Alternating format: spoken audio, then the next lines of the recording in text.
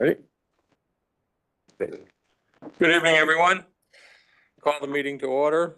Regular meeting of the District Board, October 6, 2025 at 5:33. John, would you please call the roll? Curry. Here. Adel. Here. Anderson. Here. Avedisian.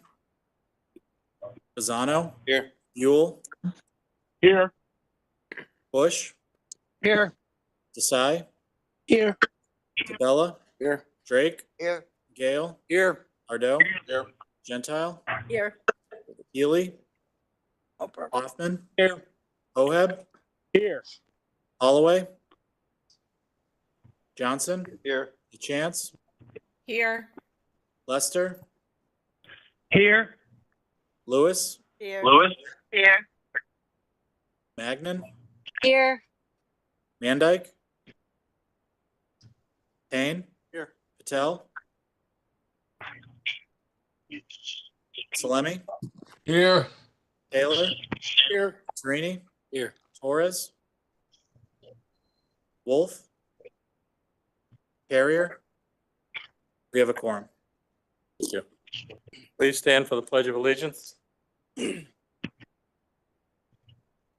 allegiance to the flag of the United States of America, to the republic which stands, one nation, under God, indivisible, liberty and justice for all.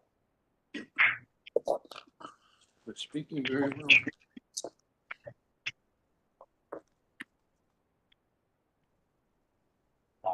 Next is the approval of the meeting minutes of September 8th, 2025. No acceptance. Second.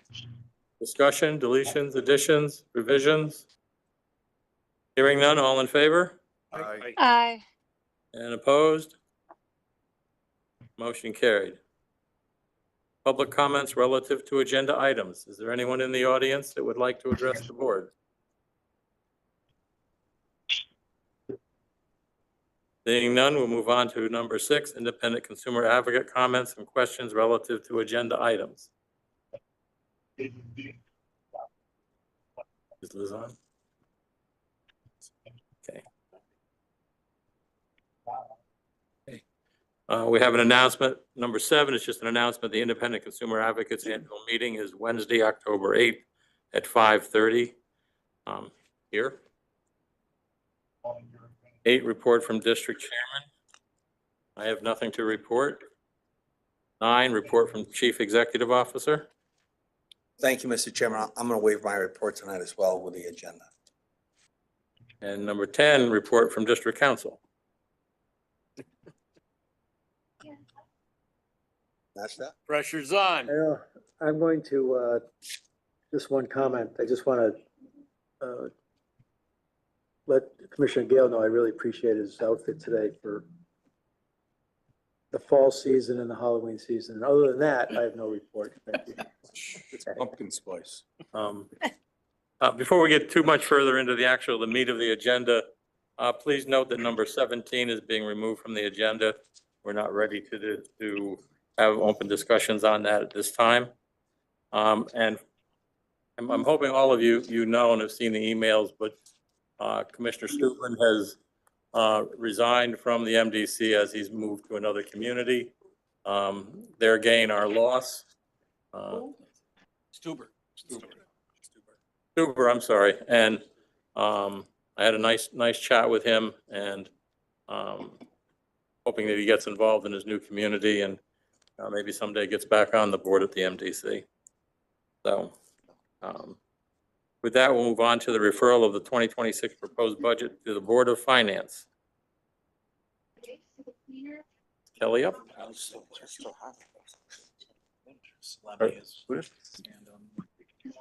Commissioner Slummy, your hand is up.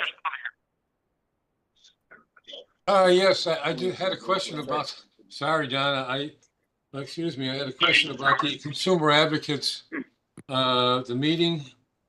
And I'm just curious if we can attend that online. That's all. It was item number 7. Yes, you'll be able to attend that online. Because somebody will send us the link or something for that. It's not here, so. Yeah, it'll be sent out. And it's Okay, available. thank you. That's all it was, Mr. Chairman. Thank you very much.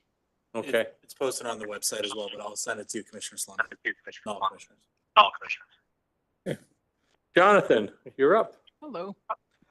Item number 11, referral of the 26 proposed budget to the Board of Finance. This is just a part of the 2026 budget process.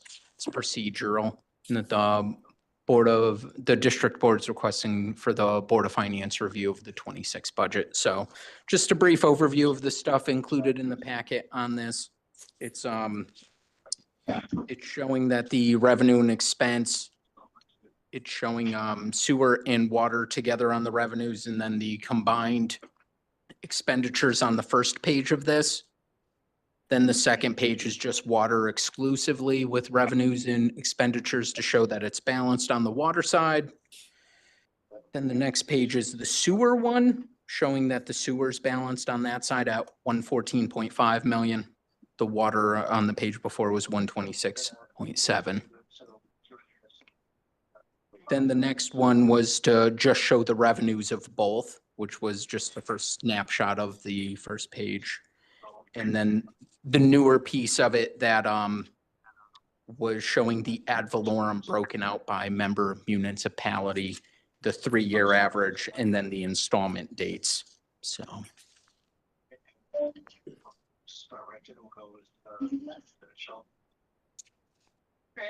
Just a referral, So that was pretty much it, unless anyone has questions. Or... Just to maybe eliminate a few of the questions. Water stays the same, Oh, thank you. sewer stays the same, ad valorem stays the same. There's some added costs, but for the most part, we're maintaining what we have. Sure. I'll give the brief overview on it. 0% increase to the 2026 water rate, 0% increase to the ad valorem. In total, there'll be shifting between the member municipalities based on grand list and abatements. The next piece to talk about is a flat 75% or 75-cent increase to customer service charge and the general surcharge. And then a $5 increase to hydrant maintenance fees. And then there's an increase in fire protective services of 50 cents to the 1-inch meter. And then it moves up based on that. And the last piece I wanted to say was sewer customer service charge increases from $9 to $12.5 monthly in order to balance the budget. Say water. Audit. Or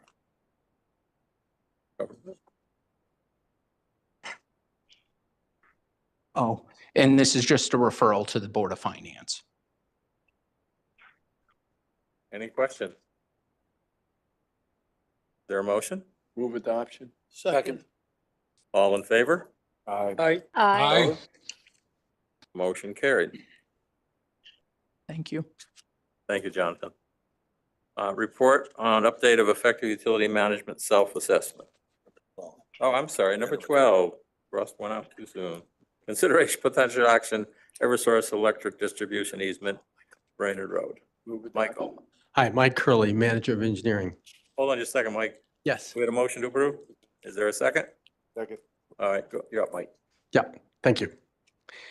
So this is a request from EverSource Real Estate. They're just trying to close the loop on some existing easements that exist on 2 of our properties located at 235 Brainard Road and 245 Brainard Road.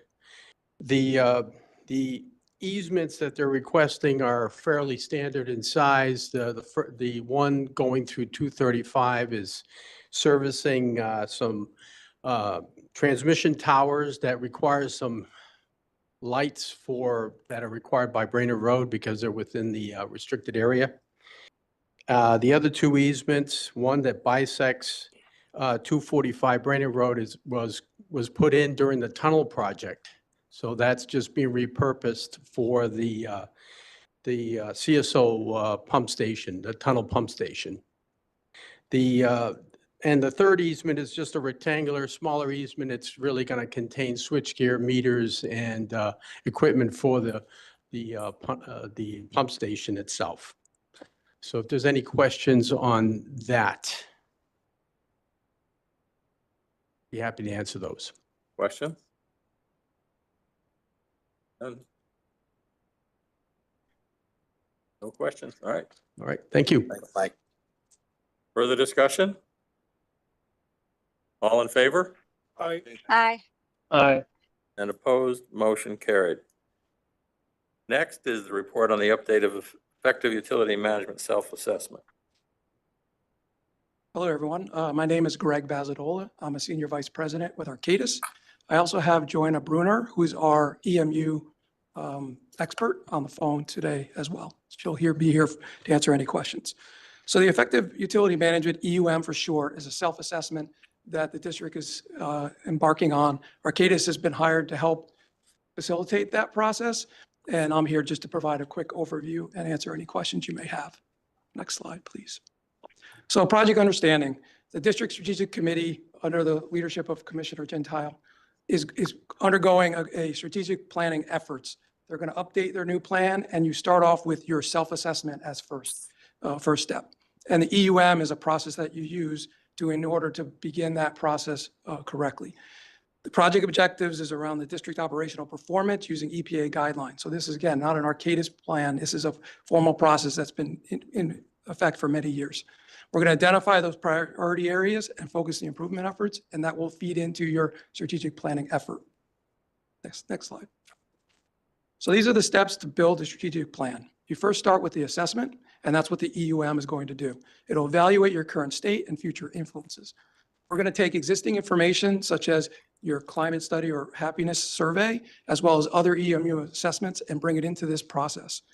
From that, it's going to feed into your strategic plan. And that's where you're going to establish your foundations and direction that the utility wants to move in.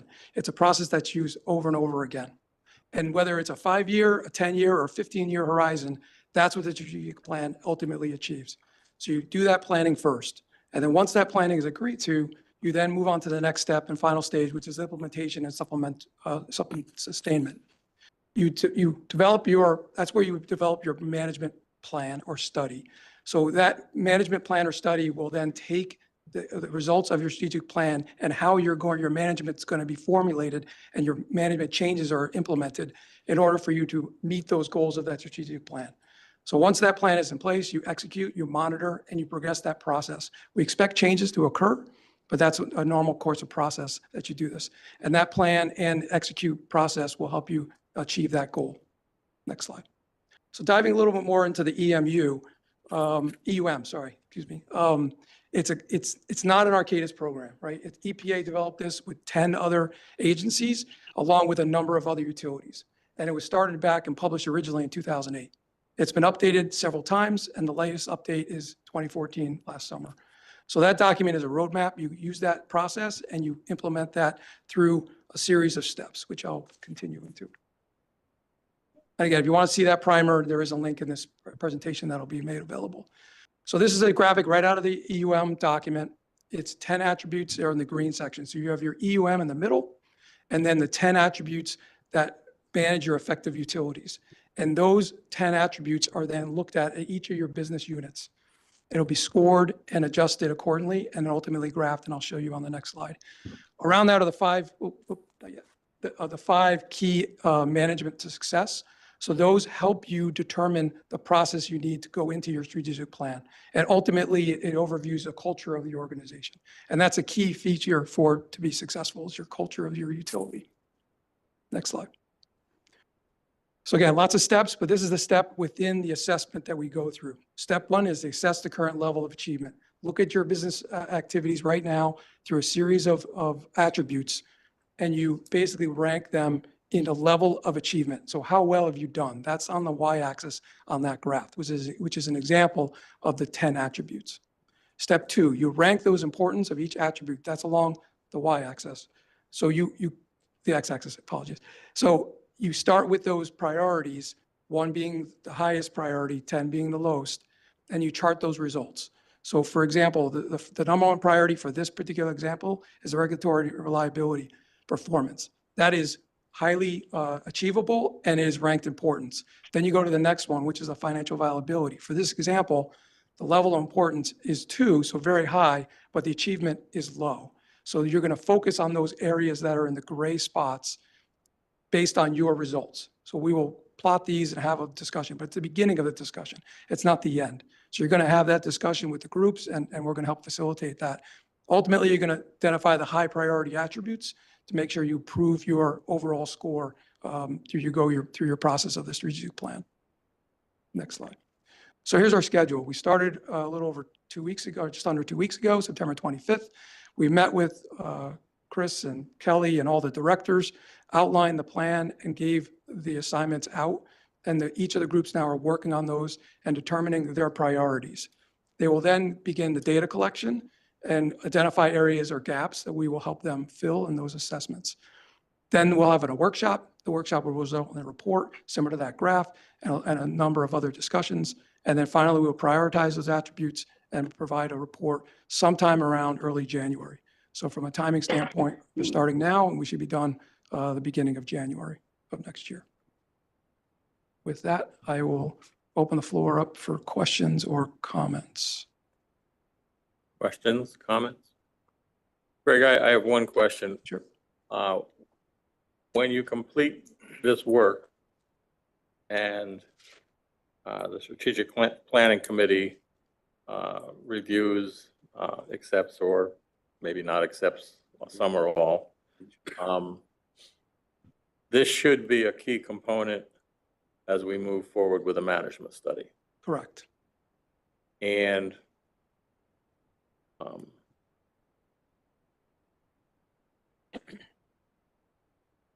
are you able, or will you be willing to consider, should the board accept that proposal, to assist in developing the criteria for the management study? Yes, absolutely. We can provide that scope of service and draft or whatever the district is looking for. And we can most certainly do that as part of the ZUM performance. Knowing full well, based on our past practice, that should that occur, you would not be able to then submit a proposal to actually do that management study. Correct. That's correct. We follow the procurement rules of the district as needed. Okay. Thank you. Commissioner DeVore? If they provided that study, would that eliminate item 16 here on our agenda? I assume it, is there a cost for that study, or are they going to do it at no cost and we have the spec done? I don't think it'll eliminate number 16, but it certainly, in my opinion, we should consider that offer. And my understanding is because you're already under contract with MDC, there would be no additional cost. That is correct. If I may, Mr. Chair, Yeah. just to clarify, can you go back to the slide that you had probably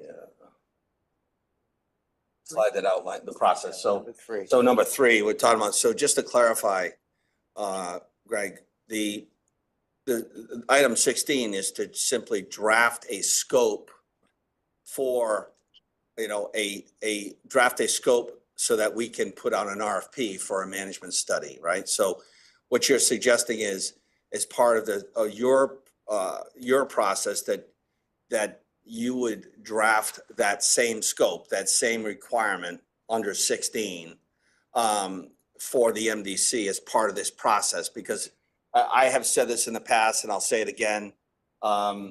And again, this is industry standards set by EPA, not by MDC or Arcadis, but by the industry. The process is you do your assessment, strategic plan, and then you do your management study. So if I'm not correct, as part of this self-assessment, it requires you to develop a scope. Just by the nature of the work, you're actually, in order to achieve your self-assessment, you have to craft a draft scope for the master plan. That's correct. We're going to give you a full roadmap, and part of that roadmap is that scope of work. Yeah. For that management study. Further questions? Joan, could you just give us a very brief overview of what the purpose what you believe the purpose of a strategic plan is as it relates to a future management study.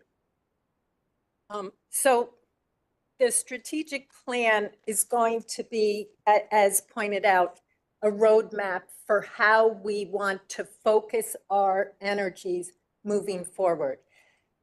I pushed to adopt that industry endorsed standard because part of the output that we will get by following this is the ability to benchmark those attributes and whatever our focus of attention will be relative to our peer companies, whether it's, you know, a single water management company, a single wastewater management company, or an organization that does both. And it will give us that ability to kind of self-evaluate in addition to engaging an external expert who will probably engage in a very similar analysis, comparing our data to how the industry, what the premier industry leaders are doing. Thank you. Any other questions for Greg? Thank you very much. Thank you, Greg. Thank you. Number 14, Board of Finance, consideration and potential action, State of Connecticut, DWSRF 2023-7118-1, amendment. Chair recognizes Alan Hoffman. Thank you, Mr. Chairman. Just a note to move the item, which was taken up at the previous Finance Board meeting and passed unanimously. Second. Discussion? All in favor? Aye. Aye. Opposed? Motion carries. Number 15, and Chris, can we take all three of these at the same time? Okay. A is 10,000 in order to fund. Well, I'm not gonna read all these for the record. John can include them. But for purposes of a motion, the chair recognizes Al Hoffman. Thank you, Mr. Chairman. We actually did discuss these and took them as one vote, if I remember correctly. The clerk can verify that, or? Yes, and so we did take them up as a group, A, B, and C. And again, it was a unanimous passage. Okay. Is that a motion? So moved. Thank you. Discussion? All in favor? Aye. Aye. Aye. And opposed? And just to be sure, Commissioner Hoffman, that was for number 15, A, B, and C combined. Correct. Okay, A, B, and C. thank you. Yes, sir.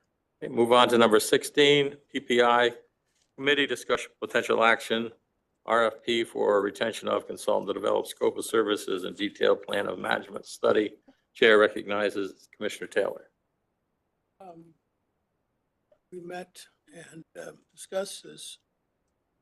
I would think, given the current status with regard to strategic planning, particular moment in time, there's no reason for us to take any action on this matter. Simply, since the vendor is going to be. Well, I would think that, and I concur with you, with your statement, but I'm thinking maybe that should be the motion that we accept Greg and Arcadia to conduct the scope of service for the detailed plan of the management study. Someone going to put that in the form of a motion? So moved. Yeah. Was there a second? Second. Discussion? All in favor Aye. and opposed? Motion carries. Number 18, opportunity for general public comments. Is there anyone in the audience that would like to address the board?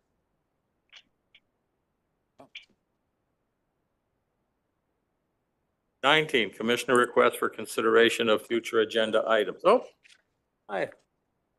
Elizabeth Tavelli, independent consumer advocate. I assume I missed it earlier in the meeting and I apologize, but I do have a meeting coming up this Wednesday. I hope you all chime in or attend and bring all your toughest questions for me. I'll do my best. Yeah, I figured I'd make sure I was here when we at least announced it. So thank you. That's all I have tonight. Thanks. Thank you, Liz.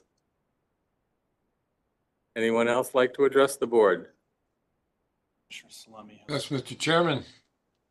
Mr. Salemi here. Okay, this is for general public comments. You want me to move on to number 19 before you speak, or you have a question? I thought you called 19 already. I'm sorry. What do you think? You thought you called me. Oh, I'm sorry. Yeah. 19, commissioner request for consideration for future agenda items. Okay, Commissioner Salemi, I'm sorry. Thank you, Mr. Chairman. My comment, it's just a comment really that I read the ICA's third quarter report. I read the other two as well. And I'm going to try to attend the meeting this week, but there's a suggestion that that the district needs to, and I agree with it, that the district could publish its policies on the website, particularly ones that have to do with interactions with the customers of the MDC. That's all my comment. I hope that this will lead to a future meeting where that will be an item of discussion where we can talk about how we can get that done. So thank you, Mr. Chairman. All right, thank you, Commissioner Salemi. Any other commissioner requests for future agenda items? Commissioner Idle. Thank you, Mr. Chairman. To piggyback what Buddy's asking about is, I know I was reviewing some old minutes, and I believe in 2018 was the last time we published our policy for dealing with claims and customers. And so I'd like to also see a review of that again, because it's been a lot of people are new since then. Right, and I just leaned over to talk to our clerk, Attorney Myrtle, and he said that our policies can and will be posted on the website. So I think that'll address that concern. I have one that I would like to myself to consider.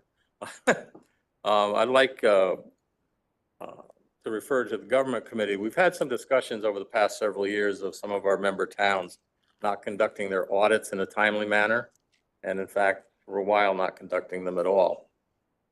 And that leads to an averaging, and as I'm told, it's over a 3-year period, which is more fair, but still not fair to all the other member towns. So I'm looking for, in some fashion, that a referral to government committee be made to consider changing our charter to require, and in fact, possibly even put some teeth into it by penalizing those towns that don't comply and provide their audits to us in a timely manner so that we can develop our budgets and determine our ad valorem fees for all 8 member towns. So that will be on the agenda next meeting. Got a hand up. Commissioner Salemi. Yeah, thank you. You just said that, I thought you said that our clerk, John Myrtle, said that we could publish the policies on the website. So is it going to take a vote to say that we're going to do that, or are we just going to do it? I just my question. So I would say a lot of them, maybe most of them are already there, but we can put on the complete and all of the policies. I don't think we need a vote. okay, well, as long as they're going to find them all there, I assume that they must be in open text or something, because they're not obvious when you first open the website. So we'll look for them. Thank you. The ones I've looked for, I've found, so I wasn't aware that everything wasn't there. So, but I would agree with you that they should be there. So, all right. So with that, we've completed the agenda and meeting is adjourned.